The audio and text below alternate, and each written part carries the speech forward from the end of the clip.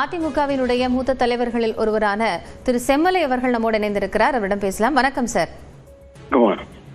Sir, AIADMK முன்னாள் சட்டமன்ற உறுப்பினர், தற்போது அமைச்சராக இருந்தவர், இப்போ தாவேகாவில் அதிகாரப்பூர்வமாக இணைகிறார். இப்போ இந்த நிகழ்வு அப்படிங்கிறது அதிமுகவிற்கு எந்த பாதிப்பையும் ஏற்படுத்தாதா?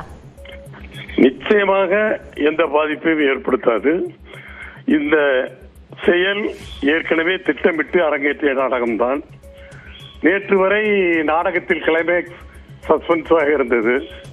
இன்று அந்த சஸ்பென்ஸ் புஸ்வானமாகிவிட்டது.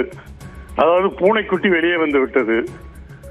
உருவான இந்த நீர்க்குமிழி இருக்கு இல்லைங்களா, நீர்க்குமிழி உடைந்து உருக்குலைந்து போய்விட்டது.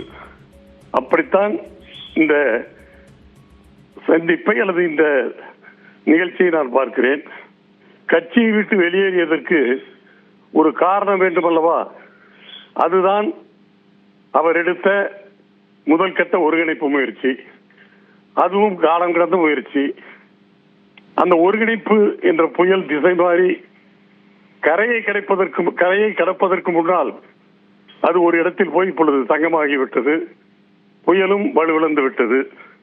என்னை பொறுத்தவரையில் திரு செங்கோட்டையன் இப்பொழுது எடுத்த முடிவு ஒரு தற்கொலை முயற்சி என்றே நான் கருதுகிறேன்.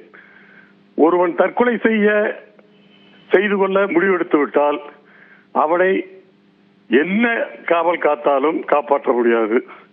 அப்படித்தான் திரு செங்கோட்டையன் நிலைமை ஆகிவிட்டது. அவர்கள் இணைப்பிலிருந்து உங்களுடைய கருத்துக்களை பகிர்ந்து கொண்டு